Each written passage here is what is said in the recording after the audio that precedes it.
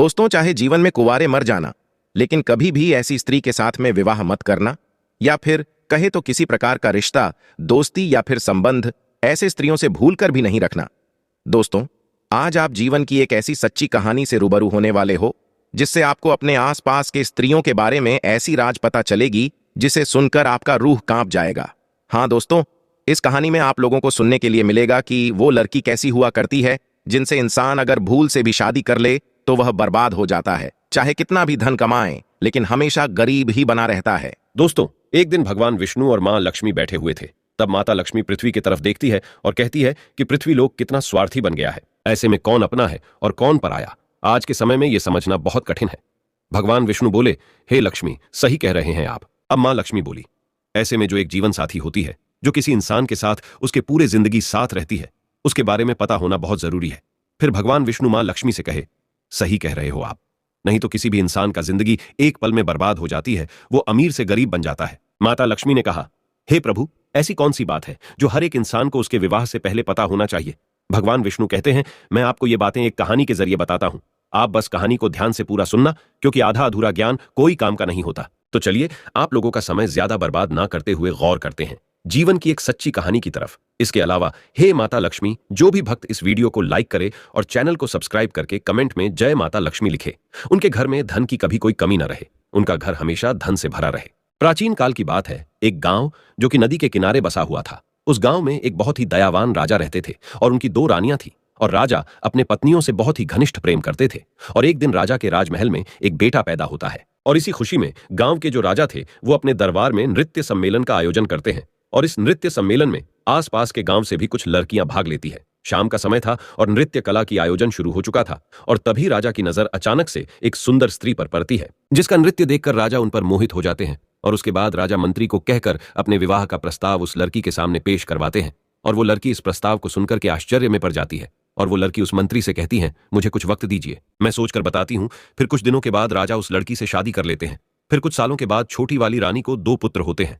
कुछ समय के बाद उनके तीनों बेटे बड़े हो गए, लेकिन दोस्तों, दूसरे वाले रानी को एक भी पुत्र नहीं था, क्योंकि उनके नसीब में कोई संतान प्राप्ति नहीं था। और दोस्तों, आप लोग जानते ही हैं कि राजा महाराजाओं को यह शौक हुआ करता था जंगल में शिकार का खेल खेलने का। तो जो राजा के 3 बेटे थे, उनमें से सबसे बड़ा बेटा एक दिन अपने घोड़े पर सवार होकर के जंगल में शिकार करने के लिए गया, और जंगल में शिकार खेलते खेलते पूरा दिन बीत गया, परंतु उसके हाथों से एक हिरण का वध तक नहीं हुआ। उसने एक भी हिरण को नहीं मार पाया। लेकिन तभी अचानक से सामने एक बहुत ही घने जंगल में से एक पागल इंसान निकल करके आया। वो बहुत ही अजीब सा फटा छिटा कपड़ा पहना हुआ था, और उसका व्यवहार भी थोड़ा अजीब सा था। साथ ही खाने की तलाश में इधर उधर भटक रहा था, और कंधे पे तोता बैठा हुआ था। उस इंसान और तोते के बीच में बहुत ही गहरी दोस्ती थी। दोस्तों, फिर वो राजकुमार जो कि शिकार करने आए हुए थे, वो उस पागल व्यक्ति के पास जाते हैं और पूछते हैं कि आप कौन हो, तुम यहां जंगल में क्यों भटक रहे हो। लेकिन दोस्तों, वो पागल व्यक्ति कुछ नहीं बोलता, और उसे बहुत ही तेज की भूख लगी होती है, क्योंकि वो पागल व्यक्ति खाने की तलाश में था। इतने में ही राजकुमार अपने थैले में से कुछ लड्डू निकाल करके उस पागल व्यक्ति को देते हैं, और भूखा व्यक्ति लड्डू को देखते ही लपक लपक कर खाने लगा। इतने में ही राजकुमार उस पागल व्यक्ति से पूछते हैं कि आखिर कौन हो आप, और इस घने जंगलों में अकेले क्यों भटक रहे हो, आपका परिवार कहाँ है। ये सुनते ही उस पागल व्यक्ति के हाथ से लड्डू छुटकर जमीन पर गिर जाता है, और उस पागल व्यक्ति की आंख भर आती है। वह फूट फूट कर रोने लगता है, और ये सब देखकर राजकुमार बहुत हैरानी में पड़ जाते हैं, और उस पागल व्यक्ति से पूछते हैं कि आप क्यों रो रहे हो। तभी उस पागल व्यक्ति के कंधे पर जो तोता बैठा हुआ था, वो कहता है, मेरे मालिक अपने बेटे के कारण इस स्थिति में जंगल में भटक रहे हैं। फिर राजकुमार कहते हैं कि ऐसा क्या हुआ इनके साथ में। तब तोता कहता है, इनके पास वाले नगर में एक लड़की है जिसका पिता एक राजकुमार है, और वो अपनी बेटी की शादी करवाना चाहते हैं। परंतु वो लड़की तो शादी करने के लिए तैयार है, लेकिन उसका एक शर्त है। वो लड़की उस इंसान से शादी करना चाहती है जो उसके प्रश्नों का उत्तर दे सके। इसलिए जो कोई शादी की इच्छा लेकर के उसके पास में जाता है, वो उससे एक सवाल पूछती है, और अगर कोई व्यक्ति उस सवाल का उत्तर दे देगा, उसके साथ में वो विवाह कर लेगी, और अगर सवाल का उत्तर नहीं दे पाता है तो उसका शीश कटवा देती है। और इसी चक्कर में इनका एक पुत्र था जो कि उस स्त्री के द्वारा मारा गया, और मेरे मालिक यह सदमा बर्दाश्त नहीं कर पाए और अपना मानसिक संतुलन खो दिए, और इसी वजह से इनका राज्य भी अब उस स्त्री के कब्जे में है। इतना बात होते ही वो व्यक्ति वहां से चला जाता है, और यह सारी बात सुनकर राजा के दिल और दिमाग में उस राजकुमारी वाली बात बैठ जाती है। और वापस शिकार पर से महल की तरफ लौटते समय भी पूरे रास्ते उसी राजकुमारी का ख्याल उस राजकुमार के दिमाग में चल रही थी। राजा जब लौट करके अपने घर आए तो घर आकर के रात्रि में लेटकर आराम तो कर लिया, लेकिन सुबह में भी वही राजकुमारी के ख्यालों में डूबे हुए थे। अब राजा से रहा नहीं गया और वो शीघ्र ही अपना घोड़ा उठाते हैं और उस राजकुमारी के महल की तरफ चल देते हैं। और तभी राजकुमार के माता पिता उनसे पूछते हैं कि बेटा कहाँ जा रहे हो। तब राजकुमार कहता है कि हमारे बगल वाले राज्य में एक राजकुमारी रहती है और वो विवाह करना चाहती है, परंतु उस राजकुमारी का यह कहना है कि उसका कोई प्रश्न है कि जो कोई उसके प्रश्न का उत्तर दे देगा वो उसके साथ विवाह कर लेगी, और जो नहीं दे पाता उसका सर कटवा देती है। अब तक उसके चक्कर में कई लोग मारे गए हैं और कई राज्यों को वो स्त्री अपने कब्जे में ले रखी है। यह सुनकर राजकुमार के माता पिता ने राजकुमार को बहुत रोकने की कोशिश की, परंतु राजकुमार उनका एक भी नहीं सुना और राजकुमारी के महल की ओर निकल जाते हैं। महल पर पहुंचते ही राजकुमार ने विवाह का प्रस्ताव रखा तो राजकुमारी कहती हैं कि मैं आपसे विवाह करने के लिए तैयार हूं, परंतु आपको मेरे एक प्रश्न का उत्तर देना पड़ेगा, तभी मैं आपसे विवाह कर पाऊंगी, और अगर आप मेरे प्रश्नों का उत्तर नहीं दे पाते हैं तो आपका सर कटवा दिया जाएगा। राजकुमार ने इस शर्त को स्वीकार कर लिया और बोला, राजकुमारी पूछिए, आपका क्या प्रश्न है? मैं आपके प्रश्नों का उत्तर देने के लिए तैयार हूं। फिर राजकुमारी अपना वह एक प्रश्न पूछती है जो अभी तक कई लोगों से पूछती आ रही थी, और जब राजकुमारी ने प्रश्न पूछा तो वो राजकुमार देखता रह गया। जब उत्तर नहीं आया तो राजकुमार का शिष्य कटवा दिया गया। दोस्तों, ऐसा कौन सा प्रश्न था जो कि राजकुमारी पूछती थी लेकिन कोई भी इनके प्रश्नों का जवाब नहीं दे पाता था? इसके बारे में आपको आगे वीडियो में जरूर पता चल जाएगा कि राजकुमारी ऐसा क्यों करती थी, क्यों हर वो व्यक्ति जो राजकुमारी से शादी करना चाहता था उससे वही एक सा प्रश्न पूछा करती थी। जब बड़े वाले भाई मारे गए तब बड़े से छोटा दूसरे नंबर के राजा ने विचार किया कि वो राजकुमारी के पास जाएगा और अपने भाई का बदला लेगा, परंतु जैसे ही राजकुमारी उसके सामने आती है तो वो राजकुमार उस राजकुमारी को देखकर उन पर मोहित हो जाते हैं और खुद में सोचते हैं कि ये कितनी सुंदर स्त्री है, काश मैं इनसे विवाह कर पाता। लेकिन फिर राजा राजकुमारी से कहता है, मेरे बड़े भाई कहाँ हैं? तो राजकुमारी कहती हैं कि मुझे इसके बारे में कुछ नहीं पता। ये सब सुनकर राजकुमार फिर से सोच में पड़ जाते हैं। तब राजकुमारी राजकुमार से कहती हैं, क्या सोच रहे हो? तब राजकुमार कहता है कि आप कितनी सुंदर हो, मैं आपसे विवाह करना चाहता हूं। तो फिर राजकुमारी कहती हैं, मैं आपसे विवाह तो कर लूंगी, लेकिन मेरा एक प्रश्न है, पहले आपको उस प्रश्न का उत्तर देना पड़ेगा। तो राजकुमार कहता है कि ठीक है, आप अपना प्रश्न पूछो। लेकिन दूसरे वाले राजकुमार भी उनके प्रश्नों का उत्तर नहीं दे पाते हैं और उनका भी सर कटवा दिया जाता है। इसी प्रकार उस विवाह के चक्कर में उस राजा के 3 लड़के थे, उनमें से 2 लड़के मारे गए। अब बचा सबसे छोटा वाला, वो भी अपने घोड़े को लेकर राजकुमारी के महल की ओर चल देता है। उनके माता पिता ने उन्हें रोकने की बहुत कोशिश की, लेकिन छोटे वाले भाई इनकार करते हुए कहता है, हम जा रहे हैं उस हत्यारी राजकुमारी से अपने भाइयों का बदला लेने, या तो मैं उस हत्यारिन से बदला लेकर के आऊंगा, अन्यथा आप ये समझ लेना कि आपका कोई बेटा था ही नहीं। उनके माता पिता ने उन्हें बहुत रोकने की कोशिश की, लेकिन वो बदला लेने के चक्कर में चल देता है। रास्ते में जाते जाते उस लड़के ने विचार किया कि जैसे मेरे भाई गए थे, अगर वैसे मैं गया तो मैं भी मारा जाऊंगा, लेकिन जाऊंगा तो जरूर। पर कुछ सोच समझने के बाद उसने क्या किया कि उस राजकुमारी की महल से थोड़े हटकर एक बगिया थी, उसने अपने घोड़े को वहीं पर छोड़ दिया और उस बगिया के अंदर चला गया। और राजकुमारी वहां पर उस शांत वातावरण में विश्राम करने के लिए आया करती थी। अब उस बगिया में एक सरोवर था और उस सरोवर के किनारे वह राजकुमार एक आम इंसान के वेशभूषा में खड़ा था। जी हां दोस्तों, सभी लोग बड़े ध्यान से सुनना, यह बहुत ही अलौकिक कहानी है। दोस्तों, राजकुमार सरोवर के किनारे खड़ा था और तब राजकुमारी अपने कुछ सहेलियों के साथ बगिया में आई, और कुछ समय बाद राजकुमारी अपने एक सहेली से कहा कि हमें पानी लाकर दो, हमें बहुत तेज प्यास लगी है। अब उस राजकुमारी की बात को सुनकर उसकी एक सहेली ने हाथ में बर्तन लेकर के उसी सरोवर पर जल लेने के लिए गई जिस सरोवर पर वह राजकुमार आम इंसान के रूप में पहले से ही खड़ा था। उसने देखा तो उसके रूप को देखकर उन पर मोहित हो गई। वो राजकुमारी की सहेली फिर जल लेकर के आई और राजकुमारी को पिलाया, फिर तुरंत लौट करके सरोवर के पास चली गई और उसने जाकर के उस राजकुमार यानी कि उस आम आदमी से कहती है कि आप कौन हो, यहां क्या कर रहे हो? मैं आपको देखते ही आपके रूप पर मोहित हो गई हूं और मैं शीघ्र ही आपसे विवाह करना चाहती हूं। फिर राजकुमार कहता है कि वो तो ठीक है, लेकिन आप कौन हो? फिर वो लड़की कहती है कि मैं राजकुमारी की सहेली गंगा हूं। ये सुन करके राजकुमार उस गंगा के साथ उसके घर चले जाते हैं और गंगा अपने आंगन में चारपाई बिछा करके उस राजकुमार को बैठा दिया और उसके बाद में भोजन करवाया और फिर कहती है कि आप क्या सोच रहे हो? आप विश्वास करिए, मैं आपको कभी धोखा नहीं दूंगी, क्योंकि मैं तुम्हारे रूप के ऊपर दीवानी हो चुकी हूं, मैं तुमसे प्यार कर बैठी हूं। जब इतनी बात उस राजकुमार ने सुनी तो वो राजकुमार रोने लगता है। राजकुमार की आंखों से आंसू की धारा बहने लगी और कहने लगा, मैं इसलिए सरोवर में घूम रहा था क्योंकि ये जो तुम्हारी राजकुमारी है इतनी हत्यारी है जिसने अब तक कई लोगों के सर कटवा दिए हैं और उन्हीं में हमारे 2 भाई मारे गए, तो मैं अपने भाइयों का बदला लेना चाहता हूं। इसलिए मैं ये जानना चाहता हूं कि ये राजकुमारी कौन सा सवाल पूछती है। तब गंगा कहती है, वो तो हम आपको बता देंगे, लेकिन पहले आप हमसे वादा कीजिए कि आप हमसे शादी करेंगे। तो दोस्तों, गंगा ने एक तरफ तो राजकुमार से शादी करने का वादा करवा ली, वही दूसरी ओर उसे ये डर भी लगा था कि अगर हम इनको वहां जाने देंगे तो पता नहीं ये वहां से लौट करके आएंगे भी या नहीं। तो फिर राजकुमार गंगा से कहता है कि मैं जरूर तुमसे विवाह करूंगा, लेकिन राजकुमारी से अपने भाइयों का बदला लेने के बाद जब राजकुमार ने गंगा से इतना कहा तो गंगा को राजकुमार के ऊपर विश्वास हो गया। तो फिर गंगा ने राजकुमार को राजकुमारी के बारे में बताना शुरू किया और गंगा ने कहा कि वो हर एक इंसान से केवल एक ही प्रश्न पूछती हैं कि गुल सरोवर की क्या कहानी है। तब राजकुमार ने गंगा से कहा कि आपको अगर प्रश्न पता है तो इसका उत्तर भी अवश्य पता होगा, आप हमें इसका उत्तर सुना दीजिए। लेकिन गंगा तुरंत हाथ जोर करके बोली, हे महाराज, अगर मुझे उत्तर के बारे में मालूम होता तो चाहे कुछ भी हो मैं आपको इसके बारे में जरूर बताती। लेकिन गंगा कहती है, राजकुमारी के राज्य में एक साधु रहता है, सिर्फ उन्हीं को ये गुल सरोवर वाली कहानी पता है और उसने ही राजकुमारी को यह सलाह दी है कि अगर तुमसे कोई शादी करना चाहे तो तुम उससे गुल सरोवर की कहानी के बारे में पूछो। हालांकि यहां तक राजकुमारी को भी इस कहानी के बारे में कुछ भी पता नहीं होता, फिर भी राजकुमारी यह प्रश्न पूछा करती है क्योंकि वह उस साधु से प्रेम करती है। तब राजकुमार ने गंगा से कहा, चलो ठीक है, कोई बात नहीं, तुमने हमारा काम थोड़ा आसान कर दिया। अब हम जाते हैं पहले गुल और सरोवर की कहानी के बारे में पता करने कि इसकी कहानी क्या है। इसलिए आप यहीं पर इंतजार करिए और हम वापस लौट करके जरूर आएंगे। तब गंगा बोलती है, हे महाराज, गुल सरोवर की कहानी कहां मिलेगी आपको? मैं आपको यह बता सकती हूं, लेकिन वहां से जिंदा लौटना नामुमकिन है, वहां से जिंदा नहीं लौट पाओगे। राजा बोले, क्यों नहीं लौट पाएंगे? तब गंगा बोली, रास्ते में बहुत खतरा है, इसलिए आप वहां मत जाइए, इस जिद को छोड़िए, आप अपने भाइयों का बदला नहीं ले पाओगे, आप हमारे साथ विवाह कीजिए और बदला लेने के बारे में भूल जाइए। उस राजकुमार ने कहा, चाहे रास्ते में कितनी भी कठिनाई क्यों ना हो, चाहे संकट कितने भी हो, लेकिन मैं जाऊंगा जरूर और अपने भाइयों का बदला जरूर लूंगा। तो गंगा ने सोचा कि अब हम चाहे इनको कितना भी रोकने की कोशिश करें, लेकिन ये नहीं रुकेंगे।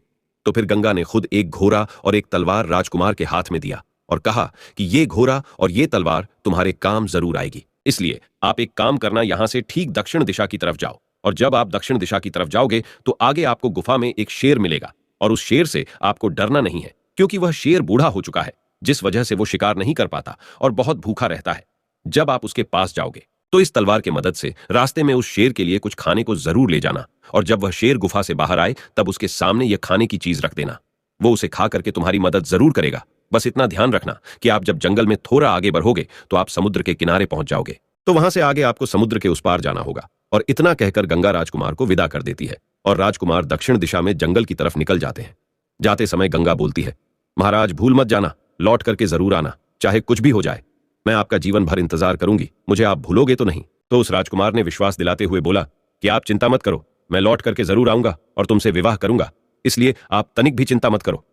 अब वो राजकुमार धीरे धीरे जंगल की तरफ बढ़ने लगा तो गंगा के मुताबिक उसको एक शेर का गुफा मिला जिसमें वही एक बूढ़ा शेर था जिसके बारे में गंगा ने राजकुमार को बताया था और साथ में यह भी कहा था कि आप रास्ते में इस तलवार की मदद से उस बूढ़े शेर के लिए कुछ खाने को ले जाना। तो वो राजकुमार बिल्कुल ऐसा ही करता है और उस शेर के सामने खाना रख देता है। चूंकि शेर बहुत भूखा था तो वो खाना देखते ही बहुत खुश हो जाता है और लपक कर खाना शुरू कर देता है। राजकुमार देखता है कि अब तो शाम हो चुकी है, जिस वजह से हल्का हल्का ठंड भी लगने लगता है और कुछ देर में अंधेरा भी हो जाएगा। तो वो क्या करता है कि आसपास से कुछ लकड़ियां इकट्ठा करके ले आता है और गुफा के सामने थोड़ा सा आग जला लेता है। तब उसी आग के पास में आकर वो शेर राजकुमार के बगल में बैठ जाता है और राजा उस शेर को सहलाने लगता है और कुछ समय बाद राजकुमार को आंख लग जाती है। राजकुमार वहीं पर सो जाता है। फिर अगले सुबह होते ही राजकुमार उस शेर के साथ जंगल में आगे दक्षिण दिशा की तरफ बढ़ने लगता है। चलते चलते जंगल में राजकुमार को आगे कई मुसीबतें आती हैं।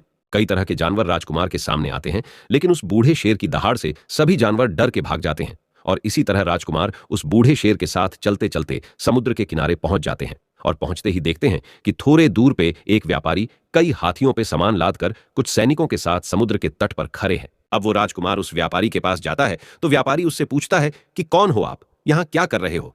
फिर राजकुमार अपने साथ बीती हुई घटना को उस व्यापारी को बताता है और कहता है मुझे किसी भी तरह समुद्र के उस तरफ जाना है। इतने में ही व्यापारी देखता है कि समुद्र के उस पार से उसकी नाव आ रही है जिसपे वह व्यापारी सामान को रखवाकर समुद्र के उस पार पहुंचवाया करता है। नाव के समुद्र के किनारे पहुंचने के बाद वह व्यापारी सामान को नाव पर रखवाता है और इतने में वह राजकुमार उस व्यापारी से कहता है, आप कृपा करके मुझे भी इस नाव की मदद से समुद्र के उस पार पहुंचवा दें। फिर व्यापारी ने कहा, अगर अब इस नाव पर थोड़ा सा भी वजन बढ़ेगा तो यह नाव डूब सकती है, मुझे माफ करें, मैं आपकी मदद नहीं कर पाऊंगा। राजकुमार ने कहा, अब तो आप सब कुछ जानते हैं, मेरा समुद्र के उस पार जाना कितना जरूरी है। आप एक काम करिए, मेरे पास कुछ सोने के सिक्के हैं और ये गले की चेन, इसको आप रख लीजिए, परंतु मुझे इस नाव से जाने दीजिए। दोस्तों, वो व्यापारी बहुत ही लालची था, इसलिए वह राजा के दिए हुए सोने की सिक्के और उसकी चेन रख लेते हैं और नाव से सैनिक के द्वारा कुछ सामान उतरवा के राजा को उस नाव पर जाने देते हैं। और इसी तरह राजकुमार उस नाव पर बैठकर समुद्र के उस पार गुल और सरोवर की कहानी के तलाश में निकल जाते हैं।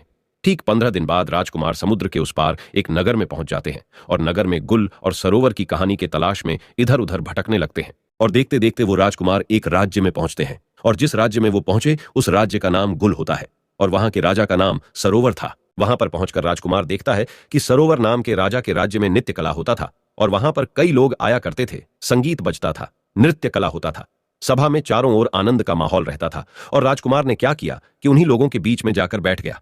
अब 3-4 दिन लगातार वहां पर आता है और चुपचाप चला जाता है, लेकिन किसी से कुछ नहीं कहता। एक दिन सरोवर नाम के राजा की नजर उस पे पड़ गई और सरोवर नाम के राजा ने उसको उठाया।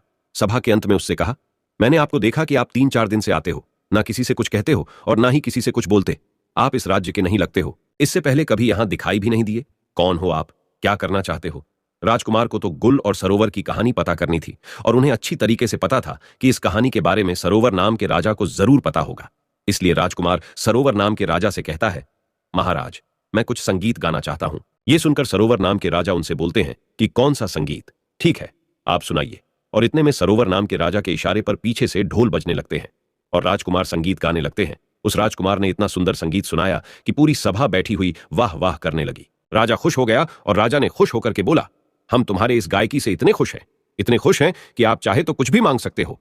आप जो मांगोगे हम आपको वो जरूर देंगे, ये हमारा वचन है। फिर राजकुमार कहने लगा, महाराज ऐसा ना हो, मैं मांगू और आप अपना पैर पीछे खिसका ले, इसलिए एक काम कीजिए, आप रहने दीजिए, जो कुछ भी है वो ठीक है और जैसे भी है ठीक है, हम जैसे हैं अच्छे हैं। तो उस राजा ने कहा, नहीं, आप मांगो, ऐसा कुछ नहीं है, आप जो कहोगे वो हम आपको देंगे, आपकी जो इच्छा हो वो आप मांगना।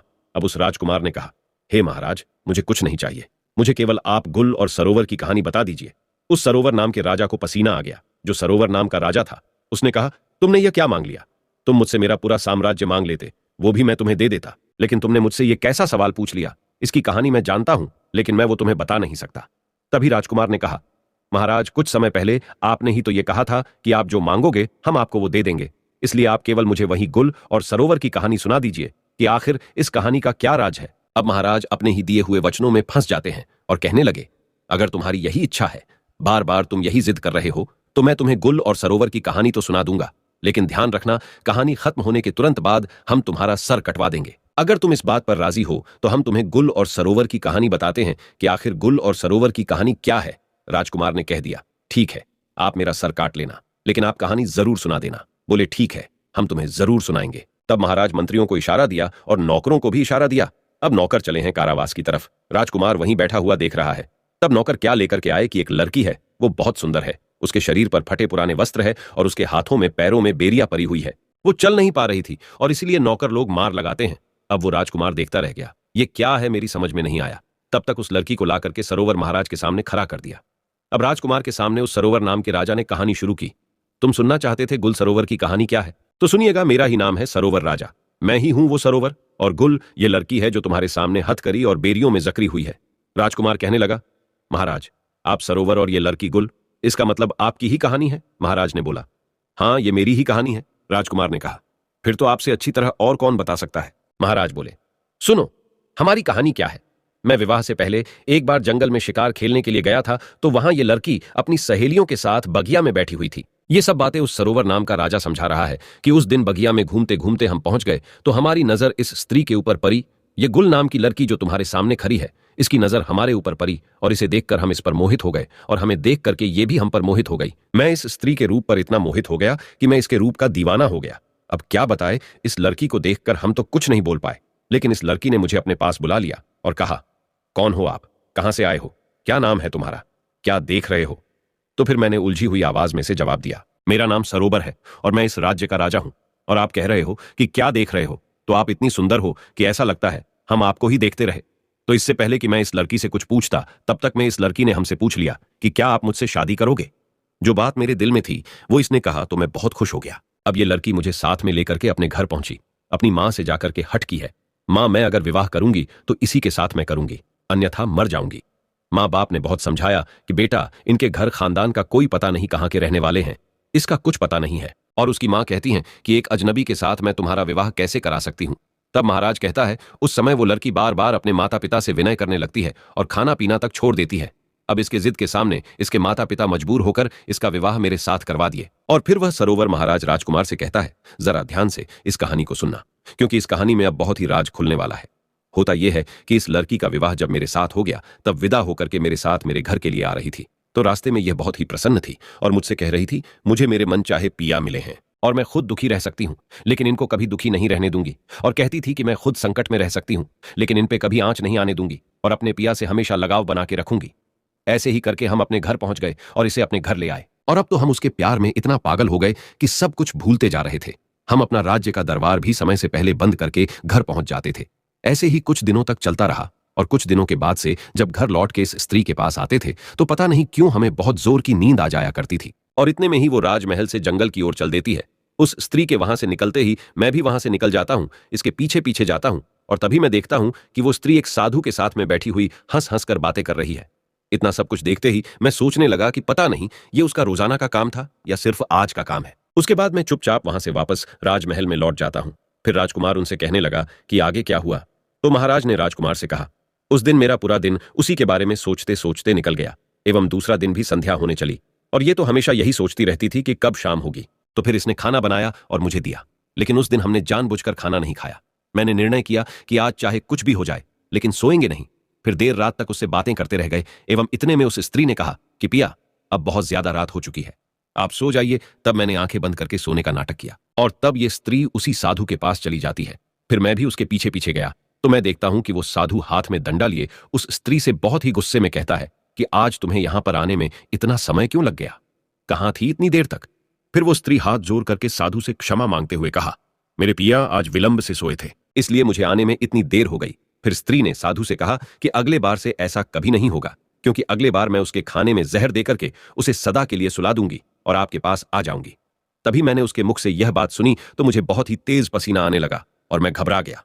उसी समय उस साधु की नजर मुझ पर पड़ जाती है और साधु ने उस स्त्री से कहा कि उस पैर के पीछे छिप करके मुझे कोई देख रहा है। तो फिर वो जो गुल नाम की लड़की थी उसकी नजर मेरे ऊपर पड़ी। तभी वो स्त्री ने चिल्ला चिल्ला कर कहा कि ये तो मेरे पिया है, आप उसे मार डालिए। फिर क्या था कि वो दो और मैं अकेला, वो दोनों ने मिलकर मुझ पर आक्रमण किया और मुझे मारने की कोशिश की और हमारे बीच युद्ध छिड़ गया और फिर मैं युद्ध करते करते नीचे गिर गया। उस साधु ने मुझे कसकर दबा लिया कि तभी ये जो स्त्री है ये स्त्री नहीं बल्कि हत्यारीन है। उसके बाद ये स्त्री ने तलवार लेकर मेरे सीने पर बैठ गई और तभी वो जो साधु था वो वहां से भाग जाता है। फिर मुझे कुछ समझ में नहीं आ रहा था कि मैं क्या करूं और जैसे ही ये स्त्री मुझे तलवार से मारने वाली ही थी कि इतने में महाराज उस राजकुमार से कहता है कि ये जो कुत्ता तुम सामने देख रहे हो, उस वक्त ये कुत्ता आता है और रानी पे काबू करके मेरी जान बचा लेता है। और जो वह साधु था वो समुद्र के उस पार मेहर नाम के राजकुमारी के राज्य में जाकर छिप गया है। राजकुमार को महाराज की पूरी बात समझ में आ गई और महाराज कहते हैं कि ये थी पूरी गुल और सरोवर की कहानी। अब मैं अपने वादे के अनुसार पूरी कहानी तुम्हें सुना दी, अब तुम इस वादे के अनुसार अपना सर कटवाओ। इतने में राजकुमार ने कहा कि महाराज आप मेरा सर काट लीजिएगा, लेकिन उससे पहले मुझे ये बता दीजिए कि उस रानी ने उस साधु को अपने राज्य में क्यों छिपने दिया, अब तक क्यों छिपा करके रखा है। और जब राजकुमार ने यह कहा तो अब सरोवर महाराज जो है वो अपने ही दिए हुए वचनों में फंस गया एवं इस सवाल का जवाब नहीं दे पाने के कारण राजकुमार को छोड़ दिया और कहा, मैं तो तुम्हें छोड़ दे रहा हूं, लेकिन आज के बाद मेरे इस राज्य में कभी नजर नहीं आना। राजकुमार ये सब सुन के उस मेहर नाम के राजकुमारी के महल की ओर चल देते हैं। कुछ दिनों के बाद जब राजकुमार मेहर नाम के राजकुमारी के महल में पहुंचते हैं तो राजकुमारी से कहते हैं, मुझे आपसे विवाह करना है। फिर मेहर कहती है, आपको पहले मेरे एक प्रश्न का जवाब देना पड़ेगा, तभी मैं आपसे विवाह करूंगी, और अगर आप जवाब नहीं दे पाते हैं तो आपका सर कटवा दिया जाएगा। दोस्तों, अब राजकुमार को तो पहले से ही पता था कि राजकुमारी क्या प्रश्न करने वाली है, इसीलिए राजकुमार ने शर्त स्वीकार कर लिया और कहा, हां पूछो, क्या प्रश्न है तुम्हारा। मैं तुम्हारे प्रश्नों का उत्तर देने के लिए तैयार हूं, लेकिन तुम शायद इस कहानी को सुनने के बाद अपने क्रोध पर काबू नहीं कर पाओगे। अब राजकुमारी सोचती है कि आखिर ऐसा क्या है इस कहानी में जिसे सुनकर मैं क्रोधित हो जाऊंगी। राजकुमारी इस बात पर ध्यान नहीं देते हुए राजकुमार से कहते कि आप कहानी सुनाओ, क्योंकि राजकुमारी उस साधु के प्रेम में अंधी होती है। अब राजकुमार कहानी सुनाता है और जैसे ही कहानी पूरी होती है तो राजकुमारी कहने लगी, ऐसा क्या था इस कहानी में जो मुझे क्रोध आता। राजकुमार बोले, जिस साधु के प्रेम में तुम अंधी हो वो वही गुल सरोवर वाला साधु है जो वहां से भागकर समुद्र के इस पार तुम्हारे पास आकर छिपा हुआ है।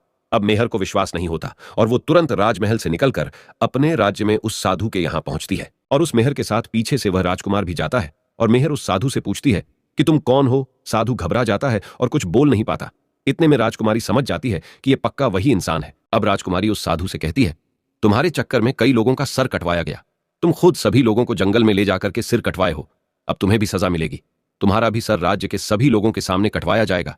इतने में साधु बोलता है, राजकुमारी मुझे माफ कर दो, मैंने किसी का जान नहीं लिया, वो सभी लोग अभी भी जिंदा हैं। तब वो राजकुमार जो मेहर के साथ आया था उस साधु से पूछता है कि कहाँ हैं सभी लोग, तुम मुझे जल्दी से बताओ। अब वह साधु मेहर और राजकुमार को एक ऐसी जगह पे लेकर जाता है जहां पर वो सभी लोगों को कैद करके रखा था। राजकुमार सभी लोगों को वहां से आजाद कराता है और उनके दोनों बड़े भाई भी मिल जाते हैं और राजकुमारी उस साधु को हमेशा के लिए उसी कैद में बंद कर देती है। तब राजकुमार उस मेहर नाम के राजकुमारी से कहते हैं, आपका बहुत धन्यवाद, आज आपके वजह से मैं अपने भाइयों से मिल पाया, जहां मुझे लग रहा था कि मेरे दोनों बड़े भाई कब का मर चुके हैं।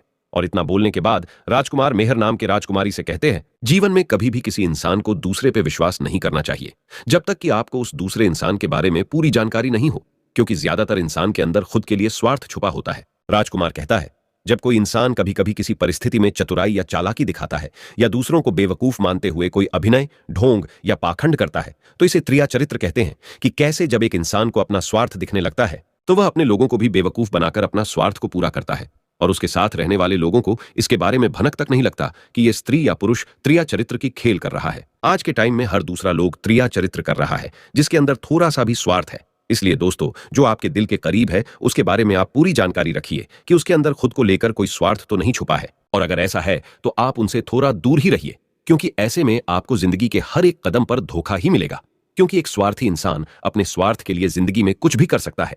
और राजकुमारी मेहर से इतना कहने के बाद वो राजकुमार अपने भाइयों के साथ महल की ओर चल देता है। दोस्तों, वीडियो पसंद आई हो तो लाइक जरूर करें, चैनल को सब्सक्राइब करें और अपने ऐसे दोस्तों के साथ शेयर जरूर करें जिसे त्रिया चरित्र के बारे में पता ना हो। और दोस्तों, सच्ची श्रद्धा से कमेंट में जरूर लिखें, जय श्री राम, जय हनुमान। साथ ही देवों के देव हर हर महादेव सदैव आप पर अपनी कृपा बनाए रखे। प्रिय मित्रों, वीडियो को अंत तक देखने के लिए धन्यवाद।